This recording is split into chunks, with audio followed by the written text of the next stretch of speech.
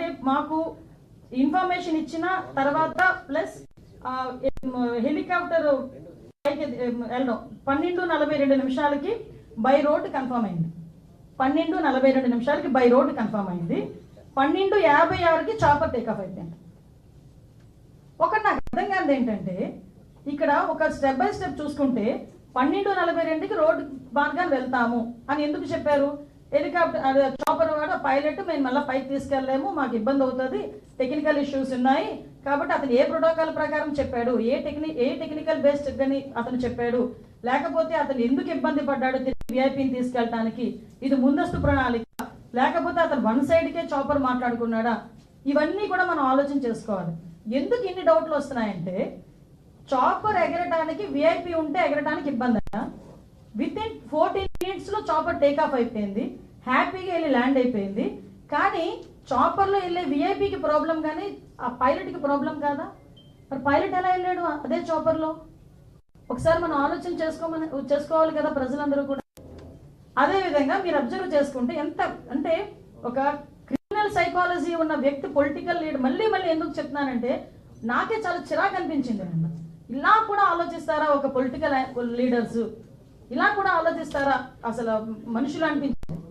11 గంటలకి ఇంకా అతగాడు ల్యాండ్ అవ్వలేదు, ఏమీ అవ్వలేదు.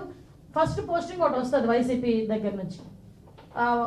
ఎక్కడ పడితే అక్కడ పోలీసులు అడ్డుకుంటున్న, వైసీపీ నేతలను అడ్డుకుంటున్న పోలీసులు మమ్మల్ని అక్కడ వరకు రానివ్వట్లేదు అని ఒక పోస్ట్ పెడతారు.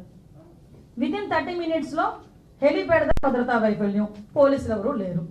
అక్కడేమో పోలీసులు ఉన్నారంటాం, ఇక్కడేమో పోలీసులు లేరంటాం. అసలు ఎలాగ జనాల్ని ఎలా సైకలాజికల్గా వాళ్ళు ట్యూన్ చేయడానికి ప్రయత్నం చేస్తున్నారని చెప్పడానికి మీకు ఒక ఉదాహరణ చెప్తున్నా. మళ్ళీ బయటకు వచ్చి ఓకే ఇదంతా జరిగింది, తర్వాత బయటకు వచ్చి ప్రెస్ మీట్ పెట్టారు. ఆయన ఇంచుమించుగా 11:04 ల్యాండ్ అయ్యారు. డిపార్చర్ 11:15 డిపార్చర్ అయ్యారు. అక్కడ నుంచి పాపిరెడ్డిపాలెం వెళ్ళారు, అక్కడ విక్టిమ్ హౌస్కి వెళ్ళారు, ఇంట్రాక్ట్ అయ్యారు, బయటకు వచ్చి ప్రెస్ మీట్ పెట్టారు. బయటకు వచ్చి ప్రెస్ మీట్ పెట్టి ఎలా మాట్లాడారు, ఏం మాట్లాడారు అన్నది ప్రపంచం అంతా చూశారు నిన్న. అదంతా ఆ ప్రెస్ మీట్ అంతా చూస్తూ ఉంటే ప్రెస్ మీట్లో జగన్మోహన్ రెడ్డి ఆ ప్రెస్ అతని మాటలు ఒక చెవులో వినిపిస్తూ ఉంటే మైండ్లో రన్ అవుతుంది. ఏంటి రన్ అవుతుంది తెలుసా ప్రజలందరికీను? ఇదే జగన్మోహన్ రెడ్డి లాస్ట్ 5 సంవత్సరాలు చేసిన అరాచకాలన్నీ ప్రజల మైండ్లో రివైండ్ అవుతున్నాయి. ఎలా రివైండ్ అవుతున్నాయి? మాట్లాడితే లా అండ్ ఆర్డర్ లేదు, లా అండ్ ఆర్డర్ లేదు, లా అండ్ ఆర్డర్ లేదు.